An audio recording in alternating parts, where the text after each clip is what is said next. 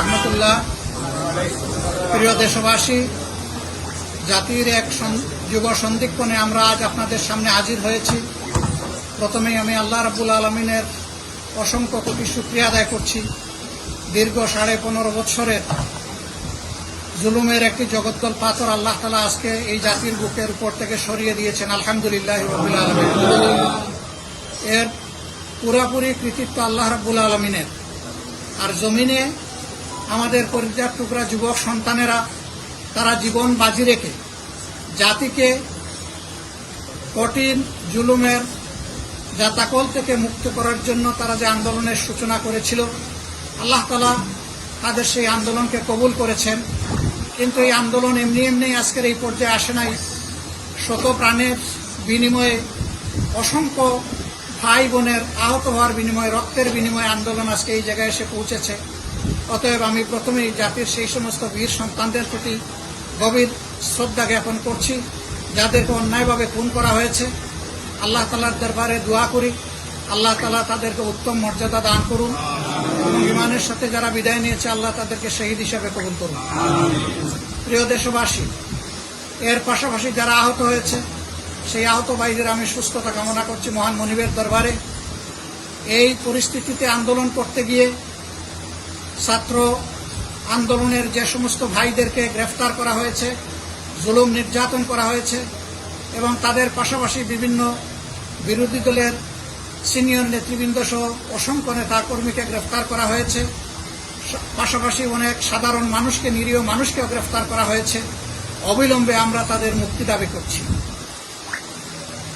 সম্মানিত দেশবাসী, জাতির এই যুগ সন্ধিক্ষণে আমাদের উপর এক বিরাট দায়িত্ব এসে অর্পিত হয়েছে। এই দেশ আমাদের, এই দেশকে আমরা সকলেই ভালোবাসি। এই দেশে যারাই জন্মগ্রহণ করেছেন তারা সকলেই এই দেশের গর্বিত নাগরিক। এতদিন তাদের মানবাধিকার এবং নাগরিক অধিকার ছিল না, এখন তাদের অধিকার তাদেরকে ফিরিয়ে দেওয়ার অবিলম্বে ব্যবস্থা করতে হবে। আজকে আপনারা হয়তো ইতিমধ্যেই জেনেছেন যে মহামান্য রাষ্ট্রপতির সাথে বিভিন্ন রাজনৈতিক দলের বৈঠক হয়েছে, সেখানে আমরাও ছিলাম। অর্থবহ আলোচনা হয়েছে। আশা করছি অতি দ্রুত বর্তমান এই অবস্থা কাটিয়ে উঠে জাতি একটা শৃঙ্খলা এবং শান্তির দিকে ফিরে আসতে পারবে ইনশাআল্লাহ।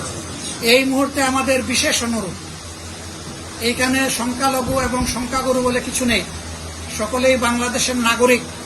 সকল ধর্মমতের মানুষের প্রতি আমাদেরকে পূর্ণ শ্রদ্ধা জ্ঞাপন করতে হবে।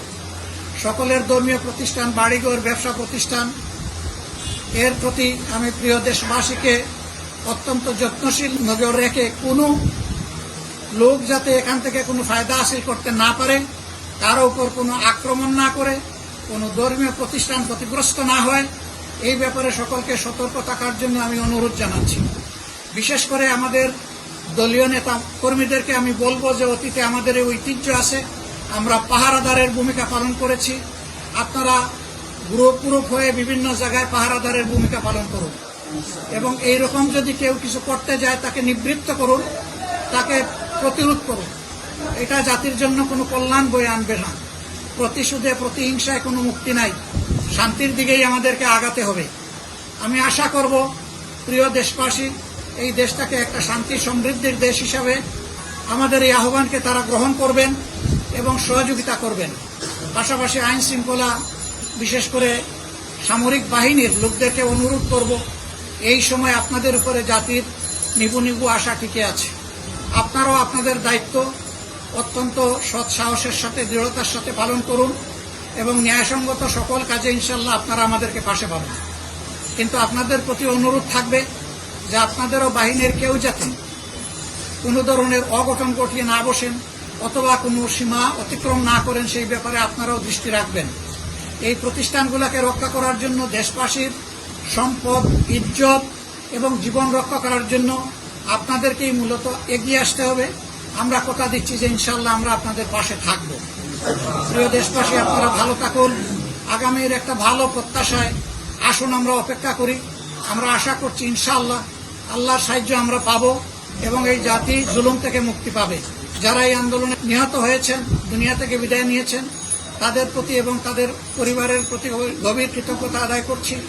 তাদের পরিবারের প্রতি সহমর্মিতা জ্ঞাপন করছি এবং অতি দ্রুত ইনশাআল্লাহ আমরা সেই পরিবারগুলোর কাছে পৌঁছার চেষ্টা করব। আল্লাহ আমাদেরকে তৌফিক দান করুন। আরেকবার ছাত্র আন্দোলনের সূচনা যারা করেছিলেন, যাদের হাতে এই আন্দোলন আজকে পরিসমাপ্তি পেয়েছে, তাদেরকে আমি আমার এবং আমাদের প্রিয় সংগঠনের পক্ষ থেকে অন্তরের অন্তঃস্থল থেকে গভীর ভালোবাসা এবং কৃতজ্ঞতা জ্ঞাপন করছি। ধন্যবাদ সকলকে। আসসালামু আলাইকুম ওয়া রাহমাতুল্লাহি ওয়া বারাকাতুহু।